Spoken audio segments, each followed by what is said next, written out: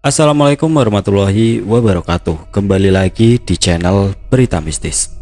Untuk kisah kali ini ada sebuah cerita yang ditulis oleh akun Twitter yang bernama @ras140217. Dan untuk kisah yang akan saya bawakan kali ini yaitu sebuah kisah yang berjudul Tetangga yang Iri Dengki. Sebelum kita masuk ke ceritanya, tekan dulu tombol like video ini dan jangan lupa tekan juga tombol subscribe channel ini dan nyalakan juga lonceng notifikasinya agar tidak ketinggalan cerita-cerita baru dari channel ini. Dan bagi teman-teman yang ingin membaca langsung ceritanya, nanti silakan saja kunjungi linknya yang nanti akan saya sertakan di kolom deskripsi. Dan seperti apa untuk kisah kali ini? Langsung saja kita simak berikut ini.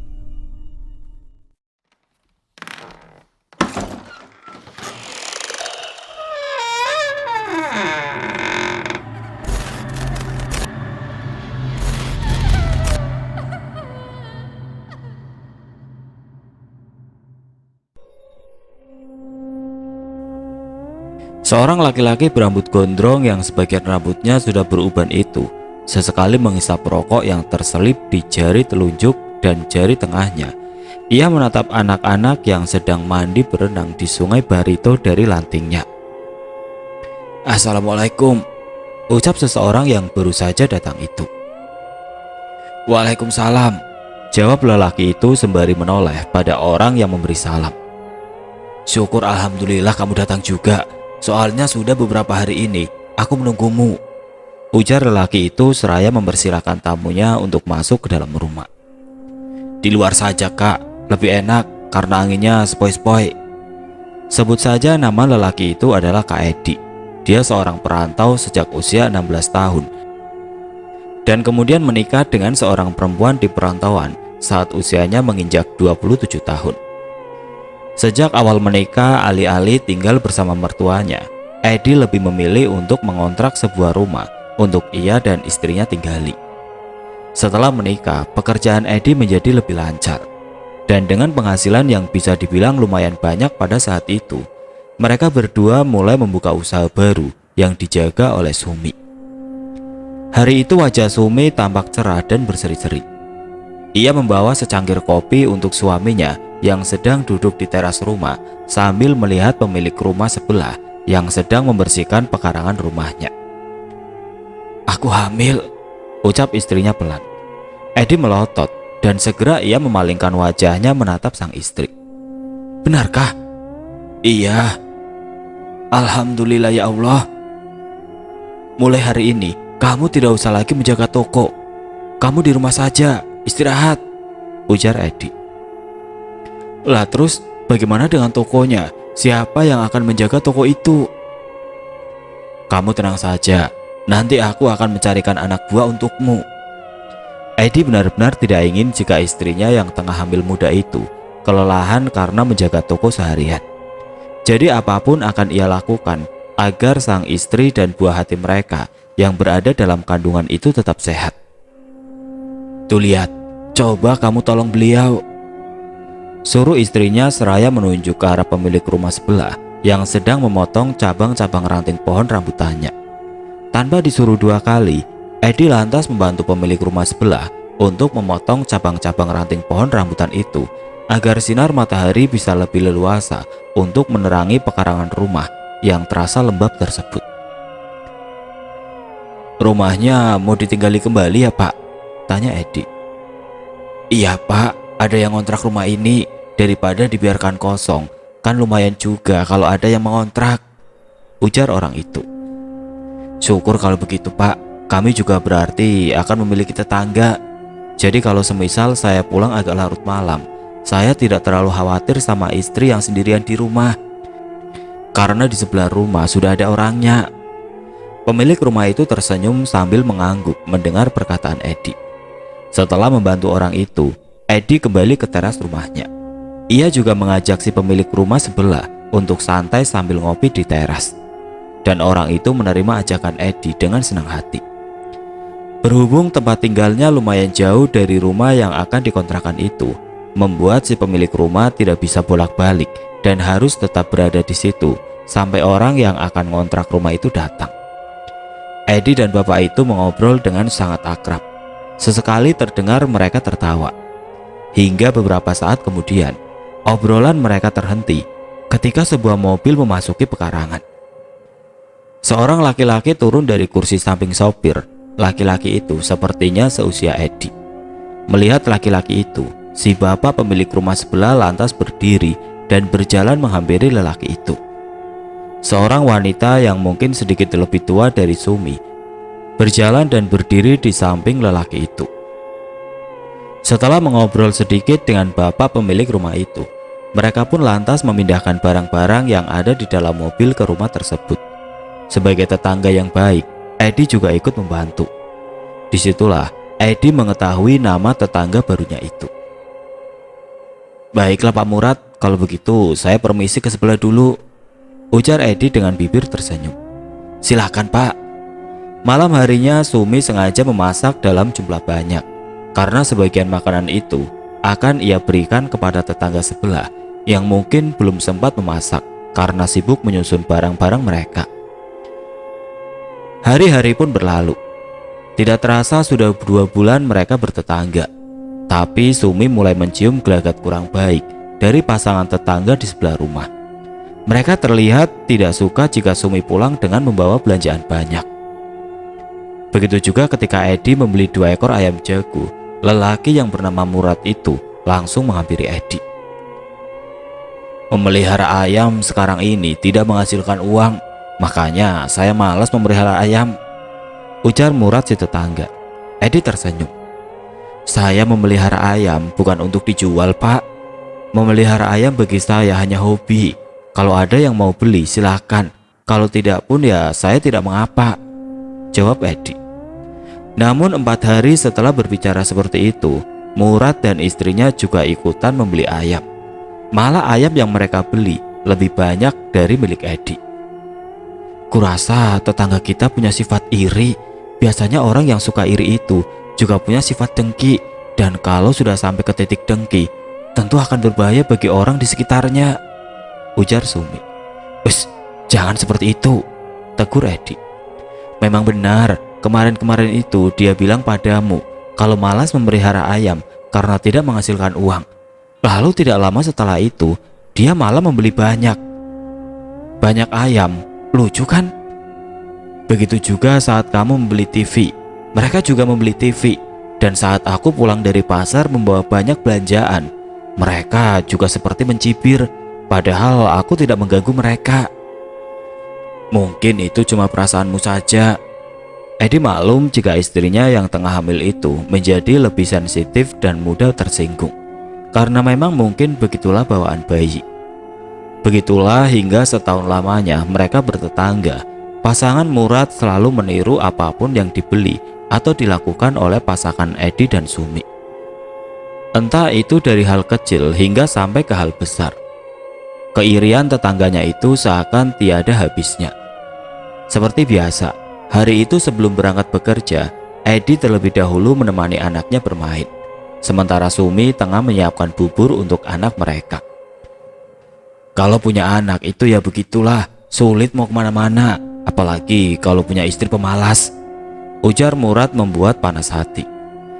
Edi yang mendengar perkataan dari tetangganya itu seolah menyebut Sumi pemalas. "Maksud bapak ini sebenarnya apa? Kalau apa yang bapak katakan itu ditunjukkan untuk istri dan anak saya, bapak salah besar. Karena istri dan anak, bagi saya adalah yang utama. Pekerjaan dan uang itu sama sekali tidak bisa dibandingkan dengan keluarga. Selama ini saya cukup sabar dan diam saja ketika bapak mengatakan yang tidak-tidak terhadap semua yang kami miliki. Tapi sepertinya bapak ini memang tidak bisa didiamkan," ujar Edi gusar. "Bukannya kalian yang selalu memanas-manasi kami, membeli ini itu, berbelanja macam-macam, seolah-olah kami tidak mampu," balas Murad tidak mau kalah. Adu mulut antara keduanya terdengar hingga ke dapur, membuat Sumi langsung keluar dan menyuruh suaminya untuk segera berangkat kerja. Dan setelah hari itu, kedua tetangga itu pun menjadi terlibat dalam perang dingin. Mereka tidak lagi saling bertegur sapa ataupun tersenyum. Mereka bersikap seolah-olah tidak pernah saling kenal. Dan selama itu pula lah Edi dan Sumi tidak pernah lagi berbelanja keperluan mereka pada siang hari. Mereka selalu membawa barang belanjaan masuk ke rumah pada tengah malam saat tetangga sebelah sudah tertidur. Bahkan Sumi sudah tidak memakai perhiasan emasnya lagi. Dan itu terjadi hingga berbulan-bulan lamanya sampai pada suatu pagi. Saat itu, entah ada angin apa, tiba-tiba saja istri Murad menyapa anak Sumi yang tengah makan di teras rumah. Wanita itu sesekali menyentuh lengan anak Sumi. Di tangannya terpasang gelang emas yang lumayan besar. Kenapa tidak dipakaikan anting? Kalau yang punya anak itu aku, sudah pasti aku pakaikan anting emas, cincin, gelang dan kalung sepenuh badan, ujar istrinya Murad. Sumi hanya tersenyum kecut. Lalu kenapa ibu tidak melahirkan saja? Kau tahu sendiri kan bagaimana suamiku itu. Dia sangat tidak menyukai anak kecil. Baginya merawat anak kecil hanya membuang-buang waktu saja. Terlebih lagi kalau sudah punya anak itu, waktu kita untuk mengurus diri juga berkurang atau terbatas. Dan jika kita sudah tidak bisa merawat diri, maka itu bisa membuat suami terpincut dengan wanita lain. Kalau suami selingkuh bagaimana? Aku tidak bisa membayangkannya. Sumi tertawa kecil. Ia meraih tubuh anaknya dan membawa anak itu ke dalam gendongannya. Saya masuk dulu, Bu. Ini sudah mau tidur, ujar Sumi seraya menepuk-nepuk sayang pantat anaknya. Malam itu ketika Sumi dan Edi tengah menikmati makan malam bersama, mereka mendengar suara gaduh bercampur dengan teriakan istri Pak Murad. Edi yang mengira ada hal buruk sedang terjadi pada tetangganya itu pun lantas berjalan keluar membawa balok pemukul. Namun ketika ia sudah berada di teras, Edi mendengar istri Murad dan seorang perempuan lainnya tengah adu mulut masalah hutang. Tidak ingin terlibat dalam masalah itu, Edi langsung kembali masuk ke dalam rumahnya. Beberapa hari semenjak kejadian malam itu, istri Murad sudah tidak terlihat keluar rumah. Meskipun suara radio yang menyala kadang-kadang terdengar lamat-lamat dari sebelah rumah. Tiba-tiba terdengar suara batu yang mengenai dinding rumah, mengejutkan Sumi ketika ia sedang masak di dapur. Siapa lagi ini yang usil? Saat sedang menuangkan minyak panas ke dalam gelas seng, tiba-tiba saja tangannya terasa seperti ada yang menepuk dengan keras, sehingga minyak panas itu tumpah dan mengenai kaki Sumi. Seketika Sumi berteriak kaget dan kesakitan, membuat Edi berlari ke dapur. Ada apa? Kenapa? Terkena minyak panas. Aduh, sakit sekali, rintih Sumi hampir menangis. Cepat-cepat Edi mengambil odol di dalam gayung mandi dan langsung mengoleskannya ke permukaan kulit Sumi yang sudah memerah itu. Setelah diolesi dengan odol, kulit yang terkena minyak panas tadi memang terasa lebih dingin, tapi kulitnya menjadi semakin cepat melepuh. Ketika Edi membantu istrinya berjalan ke dalam, dari arah kamar terdengar suara tangisan anak mereka yang kejer. Sontak saja suara tangisan anak mereka itu membuat Edi langsung berlari masuk dalam kamar. Ketika tiba-tiba di ambang pintu, Edi ternganga melihat anaknya yang sudah terjatuh dari atas tempat tidur di depan mereka. Ya Allah, anakku! Edi langsung menggendong anaknya yang masih menangis kejer dengan bibir yang biru. Sumi mencoba melangkah lebih cepat menuju ke kamar dan mengabaikan rasa sakit di kaki bekas minyak panas tersebut. Suara tangisan anaknya masih terdengar. Ketika ia sampai di dalam kamar, Sumi langsung mengambil anaknya dari gendongan Edi. Dalam beberapa saat kemudian, tangisan anak mereka mulai berhenti. Besok kita urut ke bidan kampung, ujar Sumi. Ya. Pada pukul 3 dini hari, dari sebelah rumah terdengar suara gaduh. Tampaknya tetangga mereka sedang berkelahi. Biasalah, perkelahian kecil dalam rumah tangga. Edi dan Sumi mencoba untuk tidak menghiraukan suara pertengkaran tersebut. Namun semakin dibiarkan, pertengkaran pasangan tetangganya itu semakin menjadi. Bahkan terdengar beberapa barang kaca yang dilempar hingga pecah. Tidak usah ikut campur, kata Sumi menahan tangan suaminya yang hendak keluar dari kamar. Sebagai tetangga, kita sah-sah saja menegur mereka. Setidaknya dengan kita menegur mereka, perkelahian itu akan berhenti dan bisa mereka selesaikan dengan baik. Aku tahu kalau dibiarkan, Pak Murad itu akan melakukan kekerasan fisik terhadap istrinya. Tidak usah, tidak perlu. Mereka itu sudah dewasa, sudah tua, bukan anak-anak lagi. Jadi mereka sudah tahu mana yang baik dan mana yang buruk. Malah kalau kau ke sana dan menegur mereka, itu akan membuat mereka marah padamu. Namun Edi tidak menanggapi perkataan istrinya. Yang ia takutkan saat ini adalah kalau besok akan ada bendera hijau di depan rumah tetangganya tersebut. Hasil dari perkelahian heboh di dini hari itu. Tetapi saat Edi sudah berada di depan pintu tetangganya itu, suara-suara pertengkaran tadi pun tidak terdengar lagi. Tok tok. Edi memberanikan diri untuk mengetuk pintu. Tidak berapa lama pasangan itu keluar. Mereka mengerutkan kening begitu melihat Edi. "Ada apa Pak Edi?" tanya Murad. "Kalian baik-baik saja kan?" Pasangan itu saling pandang satu sama lain, lalu menatap Edi dengan tatapan kebingungan. "Ya, tentu. Kenapa memangnya?" "Ah, tidak. Saya hanya memastikan saja. Takut kalau ada maling," ujar Edi. "Baiklah, alhamdulillah. Saya bersyukur kalau kalian tidak kenapa-napa," lanjut Edi seraya pamit pulang ke rumahnya. Ketika ia masuk ke dalam kamar, Edi melihat istrinya masih terjaga. Bagaimana? Anehnya, mereka sama sekali tidak menunjukkan ciri-ciri pasangan yang bertengkar. Malahan kulihat mereka baru bangun tidur. Sumi menghela nafas. "Tuh kan, apa aku bilang tadi? Untung mereka nggak marah." Edi menatap anak mereka yang sudah tertidur pulas. Sejak malam itu, keadaan rumah tangga mereka pun mulai berubah. Kesialan demi kesialan mulai datang. Toko yang merupakan penghasilan kedua dari pasangan Edi dan Sumi itu mendadak sepi pembeli. Bahkan barang-barangnya mulai pada berjamur. Yang anehnya lagi adalah sabun yang dijual di toko Sumi mendadak rusak, berbau dan berlendir. Padahal tidak pernah ada yang seperti itu sebelumnya. Awalnya Sumi mengira jika barang di agen langganannya yang bermasalah. Namun ketika berpindah agen pun tetap sama saja. Malah menjadi lebih buruk. Gula pasir yang seharusnya hanya semut yang mengerubuti, di toko Sumi lain. Butir gula pasir itu berubah menjadi halus dan bergerak-gerak. Ternyata di dalamnya terdapat hewan mirip hama berwarna putih yang memakan gula-gula tersebut hingga habis.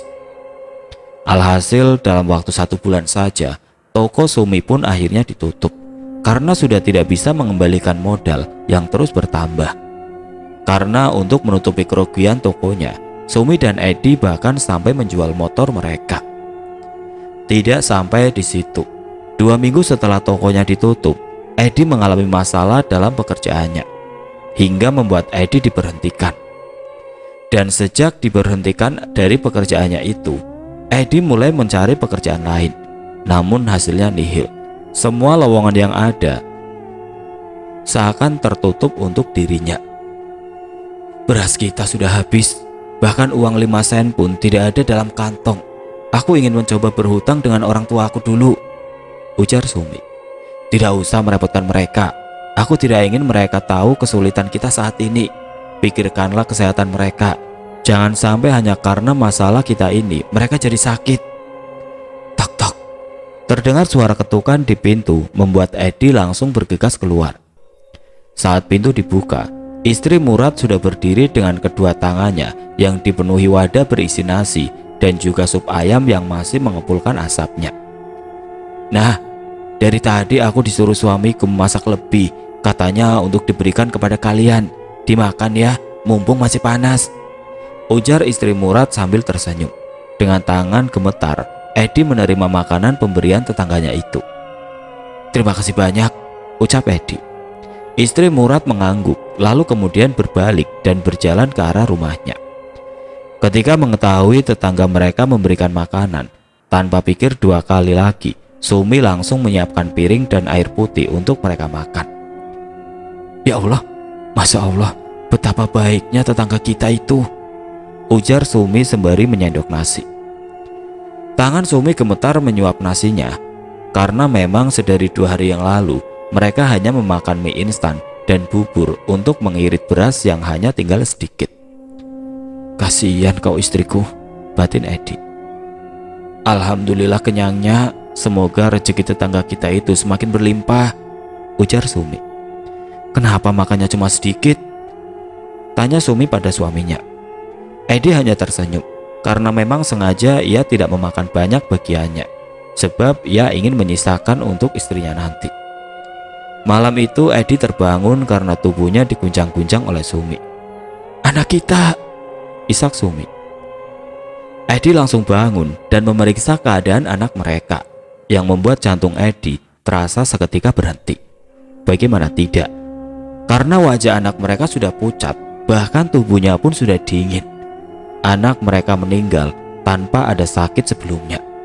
Singkatnya, sepulang mereka dari pemakaman, Edi dan Sumi ditanya oleh keluarga Sumi tentang sebab kematian anak mereka. Namun tentu saja pasangan itu tidak bisa menjawab, karena memang anak mereka itu sebelumnya tidak ada sakit apa-apa. Pernah terjatuhkah? Atau pernah diberi makan yang aneh-aneh? Edi terdiam. Ia ingat beberapa waktu lalu anaknya pernah terjatuh dari dipan. Tapi itu sudah lama dan rasanya tidak mungkin jika itu penyebabnya. Itu berarti luka dalam. Luka dalam memang tidak langsung menyebabkan patah tulang atau terluka, tapi dia akan memberikan efek bertahap dan dalam jangka panjang akan menyebabkan kematian. Edi terdiam, kakinya seketika lemes. Bagaimana bisa ia tidak mengetahui tentang hal itu? Hari-hari Sumi dan Edi terasa menjadi semakin suram, meskipun Edi sudah ikut bekerja menjadi kuli panggul di pasar. Tapi keuangan mereka masih tetap sulit. Sampai suatu hari, Edi kedatangan temannya yang akan pulang ke Kalimantan Tengah. Mereka ingin bermalam selama 1 hari di rumah Edi untuk sekedar mengetahui kabar dan sedikit menghibur Edi. Coba kau datangi Abah Husen di daerah Met. Siapa tahu beliau bisa membantu masalahmu ini. Karena sejujurnya, aku merasa ada yang tidak beres pada keluargamu, ujar Rianto. Maksudmu? Tanya Edi. Jadi kau benar-benar tidak ada kecurigaan sedikit pun kalau rumah tanggamu sekarang ini sedang dikerjai orang? Edi menggeleng. Maksudmu dikerjai seperti apa? Aku kurang paham. Mulai dari usahamu yang tiba-tiba gulung tikar, sampai kepada anakmu yang meninggal secara mendadak. Apa kau rasa itu semuanya hanya kebetulan? Ujar Rianto balik bertanya. Tapi kasus tokoku itu memang bermasalah di barang-barangnya. Mungkin karena kami kurang teliti saat membeli barang di tempat agen. Rianto menggeleng. Barang-barang baru tidak seharusnya berjamur, Ed. Bahkan yang kadaluarsa pun rasanya tidak langsung berjamur seperti itu. Tidak ada salahnya coba berikhtiar. Bahkan kau ke dokter pun namanya berikhtiar juga bukan. Edi menghela nafas panjang. Begini saja, besok pagi aku temani kau ke tempatnya Abah Husen. Malam itu Edi tidak bisa tidur memikirkan perkataan Rianto. Apa benar rumah tangganya diguna-guna? Kalau benar, lalu siapa yang tega melakukan itu terhadap keluarganya? Pagi harinya Edi bangun lebih awal. Ia melihat Sumi tengah menggoreng nasi sisa semalam untuk mereka sarapan pagi itu. Singkatnya, setelah sarapan dan duduk mengobrol sebentar, Rianto dan Edi pun berangkat menuju kediamannya Abah Husen. Setelah hampir setengah jam, mereka pun sampai di sebuah rumah pinggir jalan besar. Rumah itu terbuat dari kayu ulin dan memiliki pekarangan yang tidak terlalu besar. Seorang laki-laki dengan kisaran usia 45 tahunan terlihat sedang memberi makan ayam-ayamnya di dalam kandang yang berada di depan rumah. Lelaki itu tampak tersenyum menatap kedua tamunya. Mari, silakan masuk.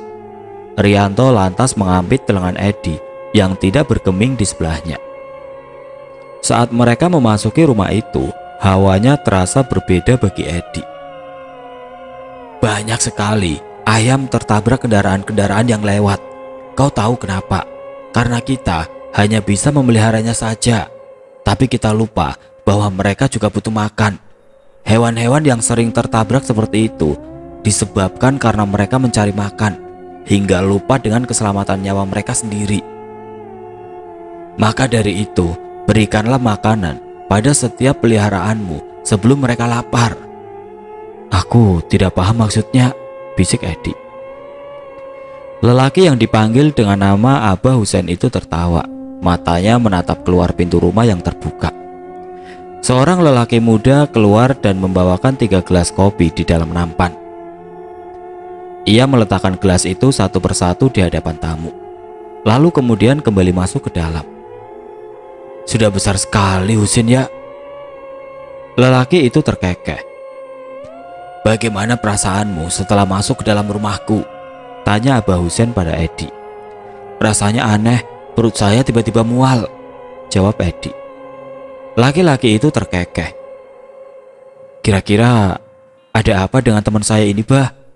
Tanya Rianto, lalu kemudian mulai menceritakan apa yang sudah dialami oleh Edi dan Sumi.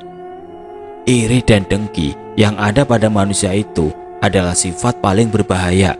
Dari sifat itu akan muncul sifat-sifat jahat lainnya, bahkan tidak jarang akan memicu pembunuhan, ujar Abah Husein. Maksudnya? Tanya Edi. Yang aku tangkap dari pembicaraan beliau ini, sepertinya ada orang yang iri dan mendengki terhadap keluargamu, Ed, ujar Rianto berbisik. Siapa? Tanya Edi. Abah Husein mengambil gelas kopi Edi. Gelas itu diangkat dan kemudian mulutnya mulai berkemat-kamit.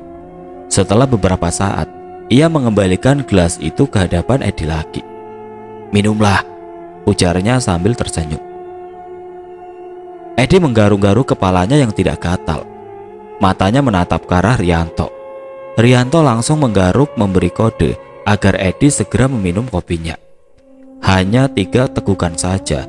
Tiba-tiba Edi merasakan rasa mualnya semakin bertambah-tambah. Bahkan Edi harus keluar rumah tanpa permisi untuk memuntahkan semua isi perutnya. Wah! Edi muntah terus-menerus. Bahkan tubuhnya sampai terasa lemas akibat muntah yang tidak berhenti. Rianto menggosok-gosok punggung Edi, mencoba untuk membantu temannya itu. Sementara di dalam rumah, Abah Husein meminum kopinya sambil sesekali terkekeh. Truk! Edi terduduk. Bawa dia masuk, perintah Abah Husein. Tanpa disuruh 2 kali, Rianto lantas membopong tubuh Edi untuk membawanya masuk. Dia sudah banyak memakan makanan yang diisi dengan sesuatu tidak baik, ujar Abah Husein. Aku mencoba membuatnya mengeluarkan semua yang ada di dalam perutnya, tapi aku rasa itu masih bersisa, lanjut Abah Husein seraya menyeruput kopinya. Rianto menatap Edi. Sebegitu menyeramkannya iri dengki yang dimiliki orang tersebut, sampai tega melihat kehancuran keluarga Edi. Padahal setahu saya, Edi bukanlah orang yang suka memamerkan apa yang dia miliki. Dia tidak pamer saja, ada yang iri, apalagi kalau dia pamer. Rianto menarik nafas panjang.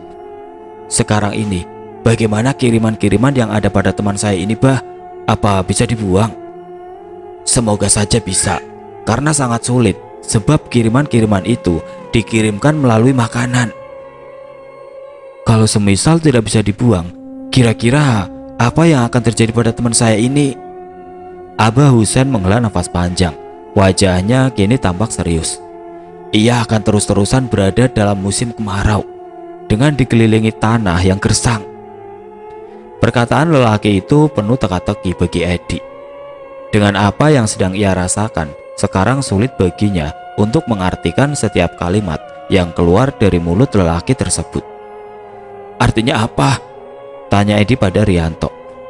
Kau akan terus-terusan kekeringan atau susah. Sulit bagimu bahkan untuk mencari setetes air atau uang di tanah yang gersang. Bagaimanapun caranya, saya ingin apa yang telah mereka kirimkan pada kami dikembalikan saja pada mereka. Sayangnya, untuk kasus ini tidak bisa. Kau kirimkan berupa penyakit, mungkin aku bisa.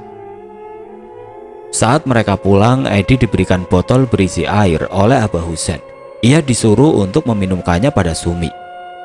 Reaksi pertama ketika air itu sudah melewati kerongkongan Sumi, langsung mual-mual. Wah!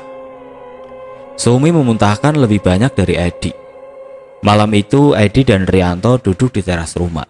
mengobrol tentang masalah yang sedang terjadi pada Edi. Saat Rianto menoleh ke rumah sebelah, ia melihat sekelebat bayangan yang langsung masuk ke dalam rumah.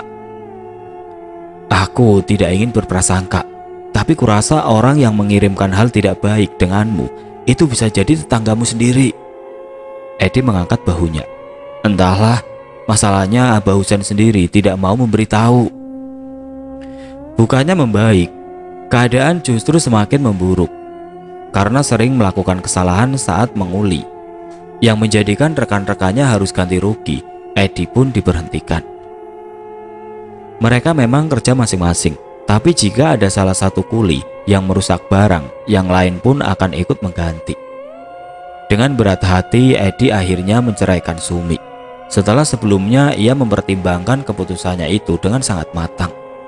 Perpisahan antara dua orang yang saling menyayangi tersebut membuat teman-teman Edi ikut sedih. Kalau harus sial seumur hidup, biarlah aku sendiri yang mengalaminya. Aku tidak ingin jika wanita yang aku sayangi ikut merasakan sengsara seumur hidupnya, ujar Edi. Setelah perceraiannya dengan sang istri, Edi kembali pulang ke desanya di Kalimantan Tengah. Dan ketika hampir seminggu Edi berada di sana, ia mengalami sakit perut dan mules. Bahkan Edi sampai tidur di depan lanting jamban saking parahnya sakit perut yang ia derita saat itu. Setelah 3 hari mules tidak berhenti, akhirnya di hari keempat itulah ia mulai merasakan keadaannya sedikit lebih mendingan dari sebelumnya. Namun untuk bangun saja Edi sampai tidak bisa, karena seluruh otot-otot di tubuhnya terasa tidak berfungsi. Edi sampai harus digotong untuk pulang ke rumah oleh teman-temannya. Setelah keadaan Edi sehat, barulah teman-temannya menceritakan apa yang sebenarnya terjadi pada Edi. Ternyata mereka memberikan kumandra pada makanan Edi agar semua yang kotor-kotor di dalam perutnya bisa melebur dan keluar melalui kotoran. Kumandra adalah buah pencuci perut alami dan bila dikonsumsi berlebihan bisa menyebabkan kematian karena akan membuat kita terus-menerus BAB tanpa henti. Kami tidak ada maksud lain, Ed. Kami hanya ingin apa yang sudah kamu makan itu keluar semua, termasuk yang kotor-kotor. Kau tahu sendiri bukan, kalau kumandra itu bahkan bisa membuang efek parunduk yang sudah bertahun-tahun. Parunduk adalah penunduk untuk pasangan. Biasanya makanan atau minuman yang akan diberikan pada suami harus dicampur dengan darah haid, atau sebelum diberikan harus dikangkangi lebih dulu. Tapi penunduk seperti ini sangat berbahaya. Tidak hanya membuat suami terlihat bergairah bila bertemu orang, juga akan membuat si pelaku mati tidak diterima bumi, lalu menjadi sandah. Edi terdiam. Bagaimana ia bisa lupa tentang kumandra ini? Tapi semoga saja apa yang diharapkan oleh teman-teman dan juga dirinya itu bisa menjadi kenyataan. Sebulan berlalu, kini Edi sudah jauh lebih baik. Ia kini bekerja ikut orang menambang emas. Dan anehnya, setelah Edi bergabung dengan mereka di tempatnya bekerja itu, mereka selalu mendapatkan hasil yang jauh lebih banyak. Dan dalam waktu singkat, Edi sudah bisa membangun usaha toko sembako di desanya. Bahkan teman-temannya yang lain ada yang sudah membeli motor, mobil, walaupun bekas. Tapi Edi lebih memilih untuk membuka usaha lebih dulu. 2 tahun berlalu, saat itu ia pergi menemui Sumi yang merupakan mantan istrinya dulu. Edi sangat merindukan wanita itu. Dan dengan keadaan ekonominya yang sekarang, yang sudah seperti dulu, Edi ingin meminta rujuk kembali pada mantan istrinya. Akan tetapi ketika tiba di rumah mantan mertuanya itu, ia mendengar kenyataan yang membuat hatinya hancur seketika. Sumi sudah menikah lagi dengan seseorang lelaki yang berprofesi sebagai guru SD. Dan sekarang mereka sudah hidup bahagia dengan seorang anak yang baru berusia 7 bulan. Saat akan pergi, Edi memberikan sejumlah uang untuk diberikan pada anaknya Sumi. Sekedar hadiah dan ucapan selamat dari Edi. Sekitar 3 tahun berlalu, akhirnya Edi pun menikah lagi. Dan dengan istrinya inilah ia memulai kehidupan baru yang bahagia hingga sekarang. Bah, ini setoran milik Amang Bulat, sisanya besok katanya, ujar seorang pemuda yang berwajah lumayan tampan seraya menyerahkan beberapa lembar uang 100 ribuan pada Kak Edi. "Lah, besarnya sudah anakmu, Kak?" tanya si tamu tidak percaya. "Iwang itu anak tiriku, tapi aku sudah menganggapnya seperti anak kandung. Sedari kecil dia belum pernah melihat batang hidung ayahnya." "Oh, semua usahaku itu aku serahkan padanya. Dia itu orangnya pintar mengatur usaha. Memang dasar beruntung dia mendapat ayah seperti kakak ini," puji si tamu. Begitulah kehidupan Kak Edi sekarang. Ia sudah bahagia dengan keluarganya. Dengan diceritakan ulangnya kisah ini, semoga kita bisa mengambil hikmahnya dan menjadikan pelajaran apa yang sudah terjadi pada Edi dan Sumi dahulu.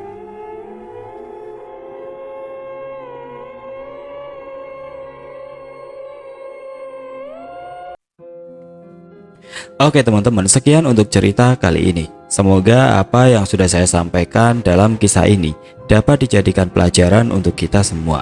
Dan bagi teman-teman yang baru bergabung, jangan lupa untuk like, komen, share, serta subscribe channel ini.